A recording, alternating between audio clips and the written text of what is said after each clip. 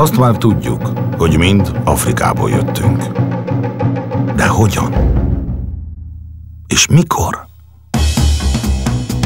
El tudják képzelni, hogyan tudtak megnyúzni és feldolgozni egy 5 tonnás mamutot ezzel a kis kőeszközzel?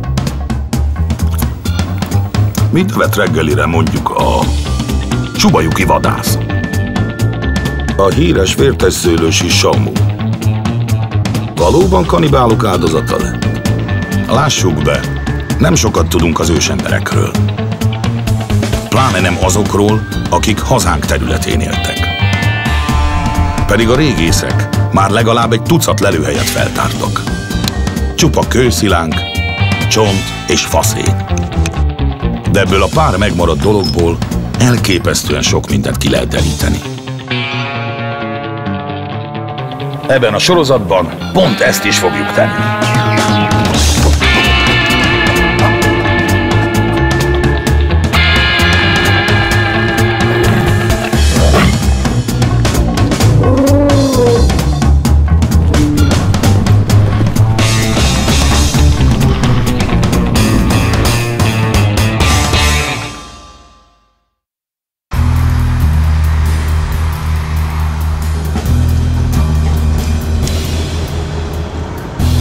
Az ősember Magyarországon. Ezzel a könyvvel kezdődött minden. Megtudtam belőle, hogy hazánk a kőkorszakban mozgalmas hely volt, és hogy rengeteg izgalmas lelőhely található szerte az országban. Mindig is érdekelt, hogy hogyan éltek az emberek a távoli múltban. Úgyhogy fogtam a hátizsákomat, feltankoltam a kocsit, és nekivágtam az országnak, hogy felkutassam a kőbaltás embernyomait. Na mi ez? Földmunkás. Balra vagy jobbra? Jobbra megyünk szerintem. A könyv említi, hogy Ért parkvárosban, az M7-es északi oldalán található egy eldugott kis völgy. Ennek az oldalában tanyázott valaha az ősember. Hogy biztosan célba érjek, felkértem vezetőmnek a kőkorszak egyik szakértőjét, Lengyel Györgyöt. Mivel az ásatás 50 éve volt, a helyszínre szinte rá sem lehet ismerni.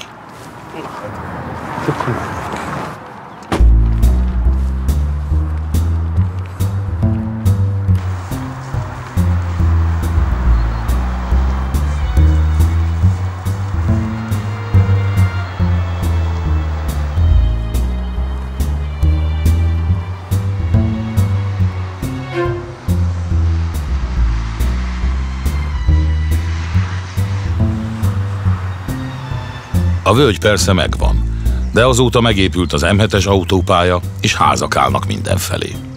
Az ásatás helyét alig lehet megtalálni.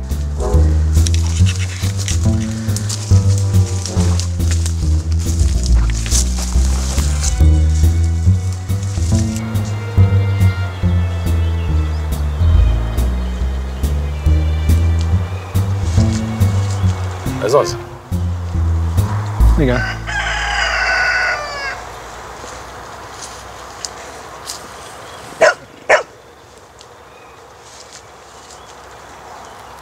Ennyi? Ennyi.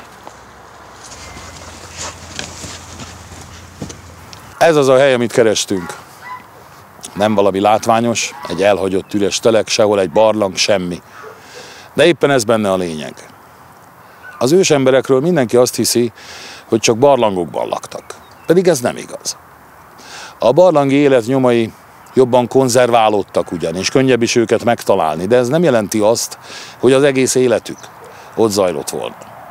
Ezen a helyen például egy szabad ég alatti vadásztanya állt. A kutatók az ásatás után az egész helyszínt visszatemették.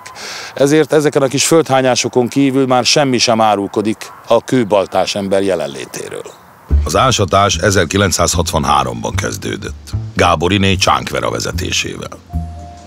A munka 2 évig tartott. Feltártak 2 kis oldalvölgyet, amik a mélyebb Fundoklia völgybe torkoltak bele ezen a részen. Itt tanyázott valaha az ősember. Mindkét oldalvölgyben feltártak több kultúrréteget. A kultúrréteg régész nyelven azt a réteget jelenti, amiben a leleteket találják. A két kis völgyből 50 000 állatcsontot, 800 kőszerszámot, ezek gyártási hulladékait, néhány agancsból készült szerszámot és egy tucat tűzrakóhelyet tártak fel. Emberi maradványokra nem bukkantak. Szén, csontok és kövek. Ennyi, ez maradt. Ebből kell dolgoznunk. És ez nem is olyan kevés, mint hinnék. A talajrétegek elhelyezkedése, összetétele már önmagában is sok mindent elárul. Többek között azt, hogy az első megtelepülők a völgyek alján, a csupasz mészkőtalajon éltek. Csontkupacok, tűzrakóhelyek, kőeszközök maradtak utánuk. Ezután jó ideig senki nem járt erre. Az idő viszont dolgozott. Apró darabok mállottak le a mészkőről, és befették az ember nyomát. Miután az éghajlat hűvösebbre fordult, egy finom szemű, sárgás színű por rakódott le, a lösz. Valamivel később újra megjelentek az emberek, és nyomukban a második kultúrréteg. Csontok, kőszilánkok és szén. Majd újabb mészkőtörmelék és lösz. Később kis földcsúszamlások, tundrai átfagyások zilálták össze a nyomokat. Végül a nagy hidegek elvonultak, a kis oldalvölgyek pedig teljesen feltöltődtek. A tűzrakóhelyeken talált szénkorát még 1964-ben radioaktív, szénizotópos módszerrel határozták meg. Ez szerint a felső rétegek megközelítőleg 44 és 35 000 évesek. Ennek az eljárásnak azonban megvannak a maga hibái, és ma már azt is tudjuk, hogy az 50 000 évesnél idősebb leletek korának meghatározására teljesen alkalmatlan. A szén ennek ellenére hasznos nyom. Ha más nem is, az kiderül belőle, hogy milyen fával tüzelt az ősember. Az első megtelepedők idején még a mérsékeltövi luc és vörösfenyő volt a jellemző. A későbbi rétegeknél már a kimondottan hidegtűrő círbolya az uralkodó. Tehát, amit a rétegek összetétele sejtetett, azt a szén most megerősíti. Hogy egy a mainál hidegebb, hosszú lehűlési időszakban járt erre az ember. Egy igazi detektív nem elégszik meg ilyen gyenge közelítéssel, hanem pontos hőmérsékleti adatokat akar. Ezeket most már nem a szénből fogom kiolvasni, hanem a csontokból. Abból pedig akadit dögivel. Hatalmas, félelmetes állatok csontjai. Ennek ellenére én most mégsem azokra vagyok kíváncsi, hanem erre. A nagytestű állatok viszonylag jól tolerálják a hőmérséklet kisebb-nagyobb ingadozásait. Az apró rágcsálók, pockók és egerek viszont kisebb tömegüknél fogva ki vannak szolgáltatva a legkisebb változásoknak is. Ez a sarki erdei pocok. Valaha itt élt ebben a völgyben. Ami azért érdekes, mert a többi kistestű állattal együtt elpusztult volna, ha a júliusi középhőmérséklet nem éri el a 16,3 Celsius fokot. Ilyen éghajlat van ma Finnországban. Ezek a kis rágcsálók tehát olyanok, akár a hőmérő. Pontosan megmutatják nekünk az akkori legalacsonyabb nyári középhőmérsékletet. Az elmúlt 2,5 millió évben egymást követték a meleg és hideg időszakok, amiket átfogó elnevezéssel jégkorszaknak hívunk. A jégkorszakon belüli melegebb szakaszokat interglaciálisnak, a hidegeket glaciálisnak nevezik. Ez a görbe a hőmérséklet ingadozását jelzi az elmúlt 250 000 évben. Látható, hogy ma egy gyors felmelegedésben vagyunk. Visszafele haladva az időben viszont komoly hidegek következnek. Az utolsó glaciális hideg csúcsát körülbelül 20 000 évvel ezelőttre teszik. Ha tovább haladunk vissza az időben, a hőmérséklet tovább ingadozik, és végül 130 000 évvel ezelőtt elérünk egy a mainál jóval melegebb időszakot. Ez az interglaciális tetőzése. Ha berajzolom a mai átlagot, és a rágcsálók által kijelölt alsó határt, egy hosszú lehűlési szakaszt kapok. Ez az utolsó nagy eljegesedés bevezető szakasza.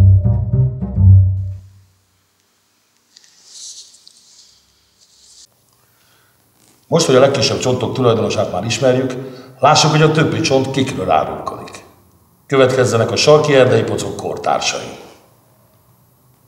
Északi pocok, északi ugróegér, borz, sarki róka, hiéna, farkas, vaddisznó, rénszarvas, párduc, barlangi oroszlán, vadló, vadszamár, gémszarvas, barna medve, pézsmatulok, gyapjasorszarvú, óriásszarvas,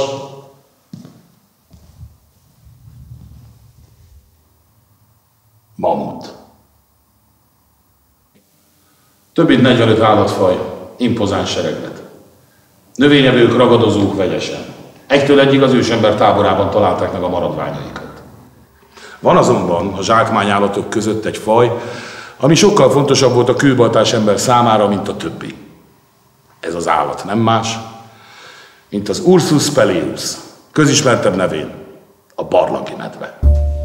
A barlangi medve meglepően gyakori állat volt Európában. Valamikor 250-300 ezer éve jelent meg, és a leghidegebb időszak alatt halt ki, körülbelül 24 000 éve. Főleg az Alpokban és a középhegységekben élt nagy számban, de errefelé sem volt ritka. Egy kifejlett hím súlya elérte a 400-600 kg-ot, vagyis 50%-kal volt nagyobb, mint egy ma élő grizzly. Oroszlánból 8-at, mamutból 12-t, farkasból 18-at, hiénából 30-at, lóból 90-et, szarvasból 12-t, barlangi medvéből viszont 500 példányt találtak az egykori tábor körül. Ez azért is meglepő, mert a barlangi medve félelmetes ellenfél lehetett ezekkel a fogakkal. De nem csak ez ad okot a fejtörésre. Tény ugyanis, hogy az Érdi-fennsíkon egy árva barlang sincs. A Budai-hegység és a Pilis viszont bővelkedik barlangokban. Mindkettő ideális telelőhely lehetett a barlangi medvék számára. Mikor a barlangi medve felébredt hosszú téli álmából, egyik első dolga az volt, hogy lecammogott a folyóhoz és a lapályokra élelemért. Ehhez azonban át kellett vágnia azon a széles, nyílt terepen, amit ma Érdi-fennsíknak hívunk. A tájat keskeny, széltől védett völgyek szabdalták, amelyek a hegyek felől a folyóhoz vezettek. Az a kis völgy, amelynek az oldalában a kőbaltás ember vadásztanyája állt, egy gyönyörű kanyonban folytatódik. Ahhoz, hogy szemrevételezzem, át kell kelnem az M7-es autópályának a déli részére.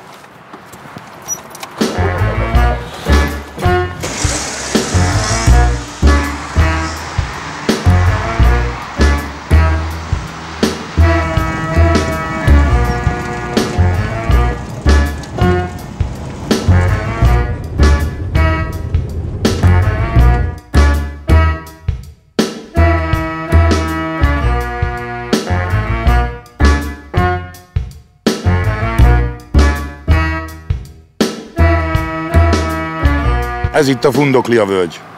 3 kilométer hosszú, a déli végén 30 méteresre mélyül és kiszélesedik. A Mészkő-platót észak-déli irányba szeli ketté. Régen igazi kanyon lehetett. Az elképzelés az, hogy a medvék ebben vonultak, és a vadászok itt ejtették el őket. Szép elmélet. De jó lenne valami bizonyosabbat tudni. Megint a csontokhoz fordulok segítségért. A bocsok fogazata ugyanis olyan gyorsan nő, hogy pontosan kiszámítható, hogy tulajdonosuk milyen idősen pusztult el. Az eredmények egyértelműen azt mutatják, hogy a medvéket akkor a tavaszi hónapokban ejtették el. Ez alátámasztja azt az elképzelést, hogy az ősember a hosszú téli államtól legyengült medvékre lesett. Ha megnézzük a tábor elhelyezkedését, egyértelműen megmutatkoznak az előnyei. A nagy töltsérként induló völgy itt összeszűkül. A kis oldalvölgyből szemmel tartható az egész bejárat, miközben a táborhely rejtve marad.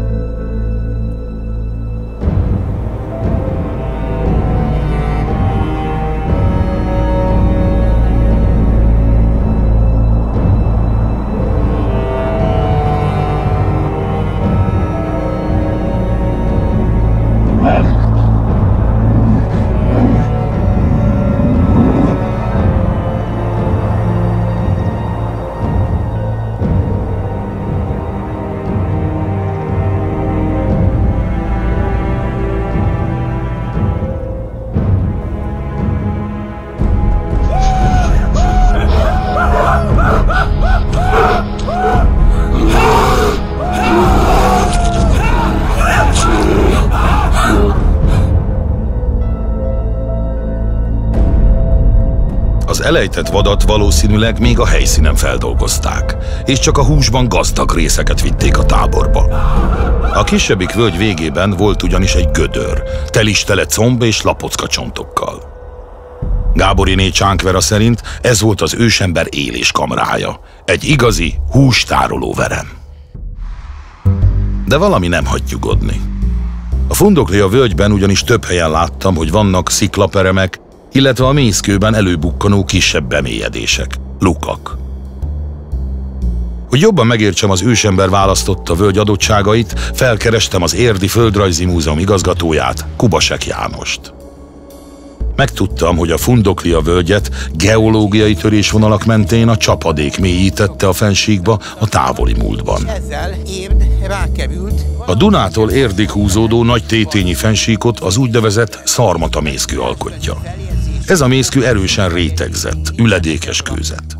Bizonyos rétegei kemények, más rétegei egészen puhák, porhanyósak. Itt van néhány borz vagy kutyaástajuk, elég mélyek. Tehát az állatok könnyen belássák magukat ebbe a puha kőzetbe. A ma élő medvék egy része is, ha nem talál barlangot, akkor ás magának odút vagy kuckót, ahol átvészelheti a telet. A hústároló verem másként is értelmezhető. Ha megnézzük a rajzokat, ez a kis mélyedés a völgy végén, a sok csonttal, épp úgy lehetett egy medveodú is, ami később beomlott. Az ásatási metszetek is rejtenek meglepetéseket. Ha jobban megnézzük őket, jól látszanak ezek a felső, kemény rétegek, amint félig lerepedezve dőlnek bele a völgybe. Sőt, bizonyos helyeken a leletek két kemény réteg közé ágyazódva kerültek elő. Ha a feltételezés igaz, akkor lehet, hogy a völgy mentén végig medveoduk voltak.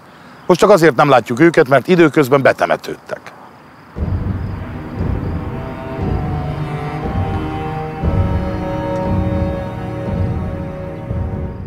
Ha a medvék itt teleltek, éltek és haltak, akkor érthető, miért halmozódott fel ennyi csont az üregek alján. Az ősember pedig nem lesben állt, hanem egyszerűen azért járt ide, mert itt álmában lephette meg a zsákmányt.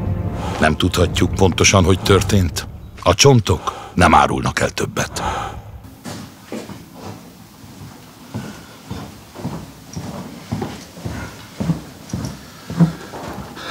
A faszén a növényekről árulkodott, a csontok az állatokról. Most lássuk a köveket, amik elvezetnek bennünket az emberhez.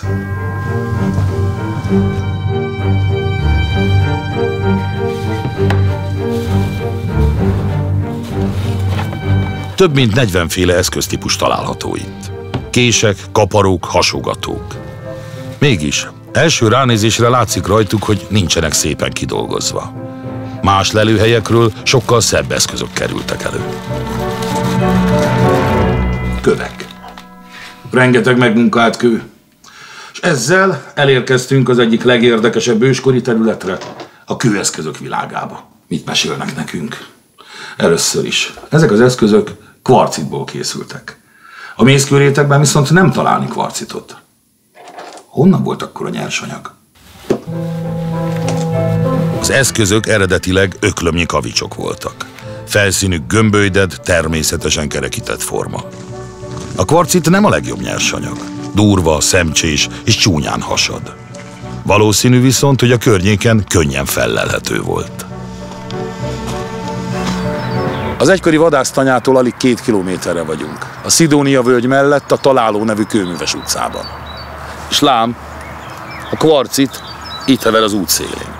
Tehát nincs más hátra, mint kiválogatunk néhány szemrevaló és méretes kavicsot.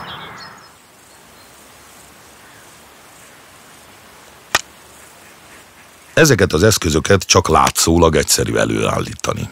Valójában igen nagy gyakorlat kell hozzá. S bár nekem ezek a szilánkok alig különböznek egymástól, egy szakembernek az eszközök megmunkálása és stílusa alapján gyerekjáték besorolni őket a megfelelő régészeti kultúrába.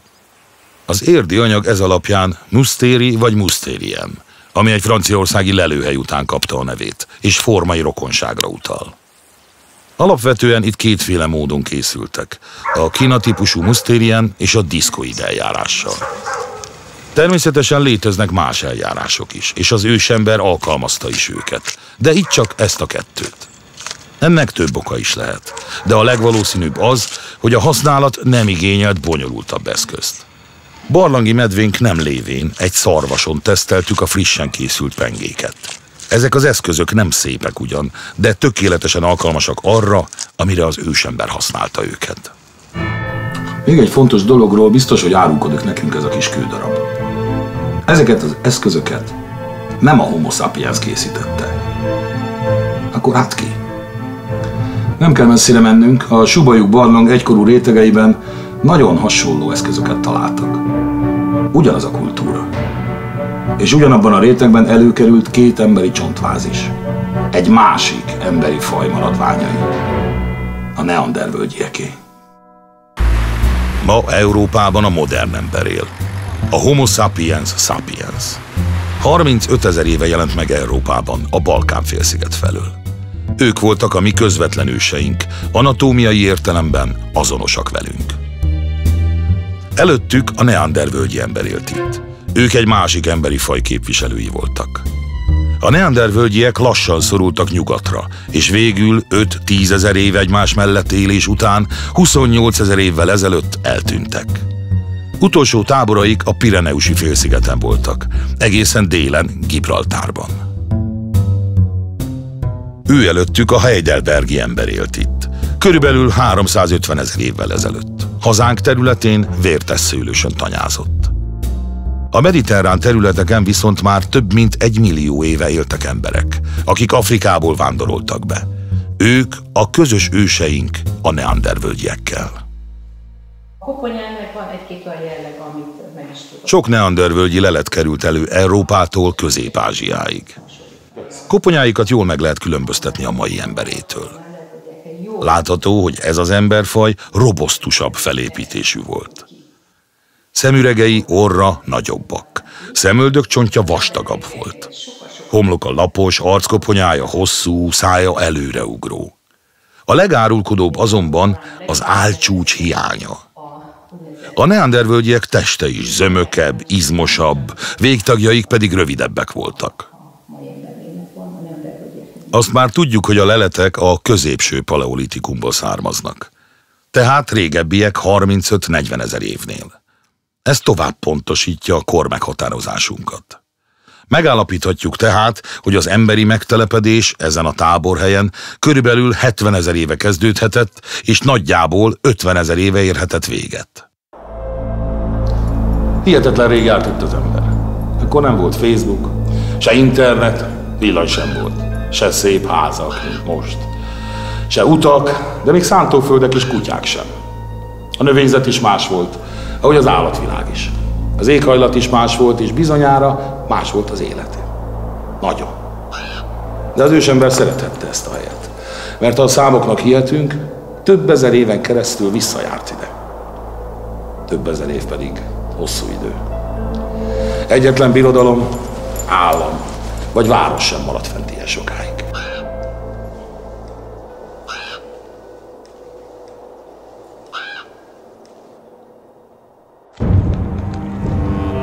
Az érdi történet végéhez értünk. Megismertük a kőbaltás ember titkának egy újabb fejezetét. Megtudtuk, hogy 70 000 éve itt meglehetősen hideg volt. Fenyvesek uralták a tájat, a terület bővelkedett mindenféle vadban, többek között barlangi medvében. Egy 20-30 fős neandervölgyi csoport kereste fel ezt a völgyet koratavasszal, hogy elejtsen 1-2 medvét. Ezután megtelepedett a védett kis oldalvölgyekben, tüzet rakott, a környéken keresett kavicsokat. Abból elkészítette a megfelelő eszközeit. Majd megnyúzta a medvét, bőrét kikészítette, a húst feldarabolta, de nem cipelte magával, hanem addig tanyázott itt, amíg apránként el nem fogyasztotta.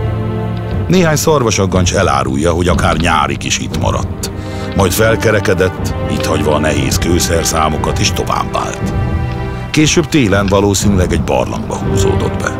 Talán pont a Szeling barlangba. A 2 kis oldalvölgybe megérkeztek a hiénák, eltakarították a maradékot, hogy jövő tavasszal újra kezdődhessen minden előről, 1000 és 1000 éven keresztül. Majd a jégkorszak erősödtével végleg eltűntek, és átadták helyüket a modern embernek.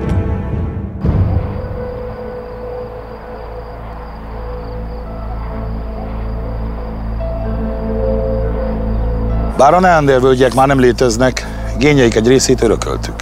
A kevés százalékban is, de hordozzuk magunkban. Bennem, önökben, Afrikán kívül mindenkiben van egy kevés az érdi medvevadászokból.